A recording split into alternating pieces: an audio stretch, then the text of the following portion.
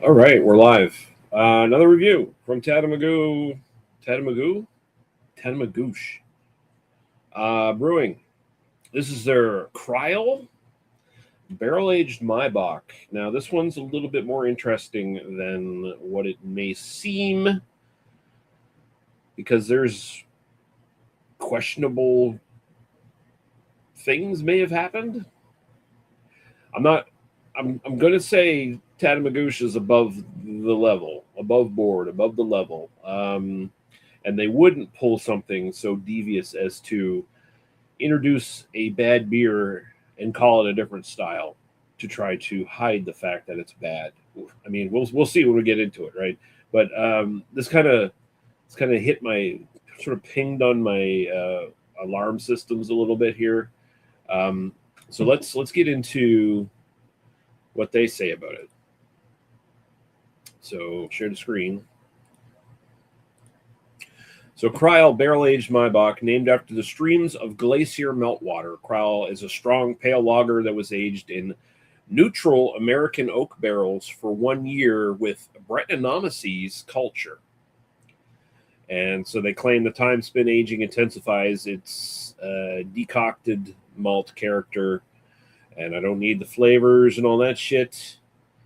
But 7.4% alcohol by volume. And so immediately, there's Brett involved in this. So is this an example of something they put in a barrel and there was Brett contaminating the barrel already that they didn't know about, and then it made the beer like sour or something, and now they're like trying to cover it up by saying, "Oh no, we intended this to be a barrel aged Brett beer," kind of, I don't think they did that, but that kind of when you see something like that, it's like that's really weird. Like, why would you do that otherwise? But if Brett is used properly in a beer, if it's not just a fuck up, you can get unique like fruity flavors and stuff like that, like nice estery stuff out of it. And if you're barrel aging for a year in oak with a Maibock, that itself is, I don't know how unique that is. It sounds like it's unique because Maibock is generally just a traditional German style beer. It's like a pale lager that's usually paler than your regular box and your doppelbox and all that stuff, but it usually still has like a really strong alcohol, between 6 and 7 odd %, and generally the hop character is a lot bigger than a Maibock. So it's like a super beefed up Helles lager is essentially what a Maibock is. It's like the max ice of Helles lagers, kind of maximum ice, max ice, whatever. Those big fucking those malt liquors, German malt liquor. That's kind of what it is. Honestly, you know what? That's kind of what it is. But yeah, we'll see what this does. So the Brett involved in this and the barrel aging, we'll see what that does to what is ostensibly a high alcohol lager.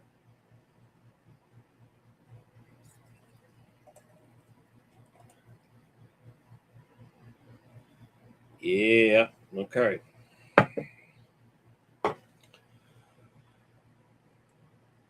Looks nice. Nice, brilliant amber. Of course, again, always got to tell you, in case you're new, the lighting and such, kind of on camera here, makes it look more brilliant. It looks like a brilliant tequila sunrise kind of color, kind of thing. But it's actually just a solid copper amber, however you want to say it, color. Looks really good.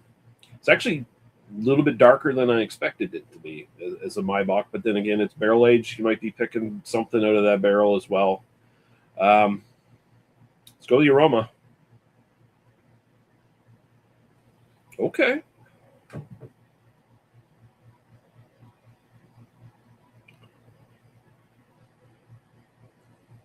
You can definitely tell the Brett is in there. There's like a light, fluffy, pillowy, kind of flowerish kind of thing. There's some sort of fruit note I can't quite pin down. But there's also just that Brett mustiness in there. Oh,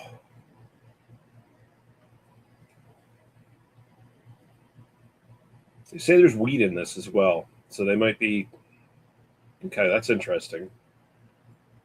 So there's wheat in this as well, and that's probably accenting the mustiness, or maybe bringing it out a little bit more.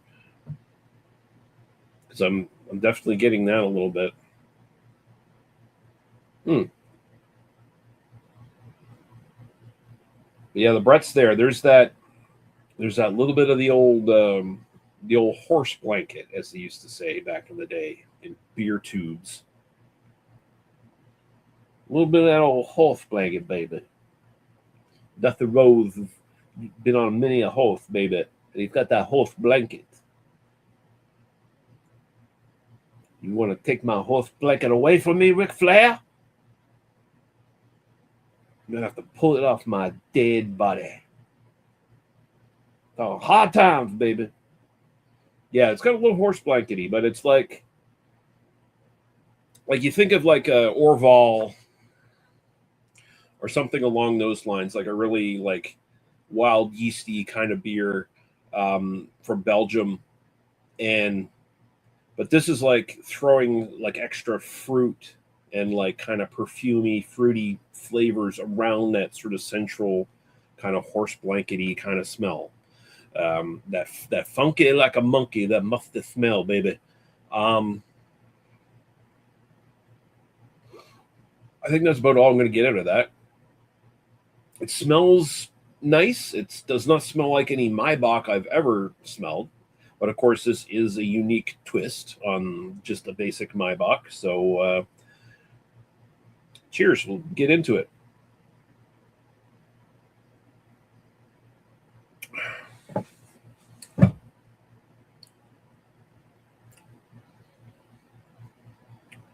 Mm.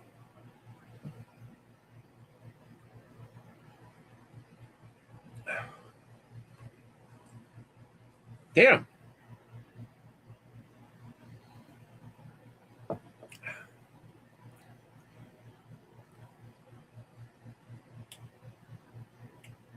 That is a winning combination, I must say. Um, the bread is in the flavor. You get that. You get a little bit of that slight. It's not even like sour. It's not even tart. It's just like funky, just bordering up on those sort of things. It's got like a mini Orval kind of taste going on in the center of it. All around it, there's like this fruity creaminess kind of thing to it. The body's fairly light because, again, it's still a lager. Although, my box are generally a bit more malt forward, but it's still pretty light drinking. But the finish, the barrel comes out in the finish. And I mean, I should not be surprised. It's kind of like back when Innocent Gun was good.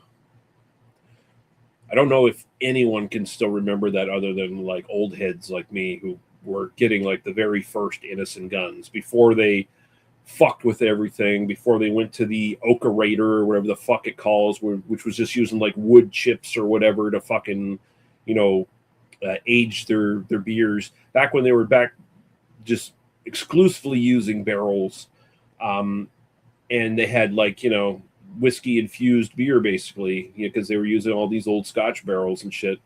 Um, and there's a hint of that, like the Brett, the way it's working with the barrels, kind of gives that kind of little bit of a whiskey taste that I sort of remember from like the original Innocent Gun to a certain extent. I'm even starting to get that in the aroma now too. It's actually really taking me back. It's taking me back, what, 20 years now? Is that how long it's been? Mm, damn.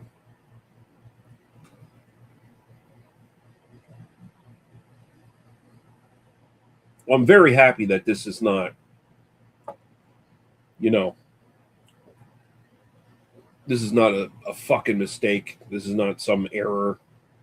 This was calculated and it works. Um, I'm getting like kind of pearish, sort of orchard fruitiness on the sides of the tongue as well, here and there. So like the Brett is definitely bringing up a little bit of like fruitiness in the actual taste, and as well as the esters in the aroma.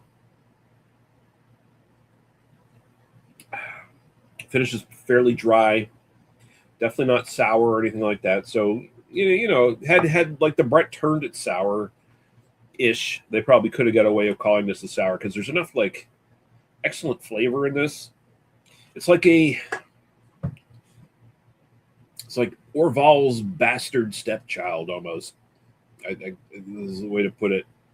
It's somewhere in there. It's somewhere in there between, like if the sliding scale was Orval and original Innocent Gun, the very first bottles of Innocent Gun that were ever made, back when they did it the right way. It's somewhere in the middle here. That's unique. I like that. I like that. Can I call it a Maibock though? I don't know about that, dog. They should have called this something else. I don't. They should have just like called it like New Nova Scotia Wild Ale or something, because that's probably a better categorization for this. Calling it a Maibock, even though just because you brewed it like a Maibock, but then you stuck it in that barrel and you put all that bread into it, I think that changes what it is. That changes what the style is. So I don't think it really is a Maibock. So, I mean, it's got some of the characteristics of a Maibock, like I was saying. So, like, I'll give it a bare pass on that. I'll say 5 or whatever, because okay, sure, but like, it's so much more. It's so much not a Maibock.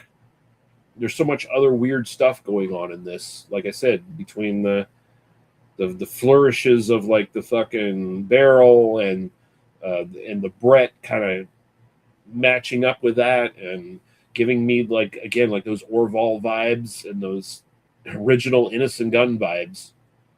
This is something different. This is a hybrid kind of beer. So yeah, 5 for style, but don't let that low score make you think I hate this, because I don't. Because personal preference, I'm sitting 8.5. This is not one I drink all the time, but I would definitely drink it fairly on the regular. It's pretty good. It's pretty damn good. Because, I'm not a big fan of like sours and stuff like that. Like I like a good like wild ale with like, bread in it and stuff, like a good lambic or something along those lines. But when they start getting into the territory of just flat on tart, sour stuff, I'm like, okay, I can take it or leave it. Sometimes you can find a really good one, but not usually. I'd rather much go for something like Orval, which has that like horse blanket, that cheesiness, that kind of thing. And this has that, and then it has all the extra stuff around it that's very fun. This is really good. Well done, Tatamagouche. The Kryal barrel-aged Maibock, still in their stores. I would grab it and try it out. 7.4%. So, you're not going to have too many of them. At least I would hope you're not. It would be just like an interesting one to have on the side during your regular drinking night or whatever, right? I think that's fair. Good stuff. Okay, thanks for watching, guys. And good drinking, good health. We'll see you later. Bye-bye.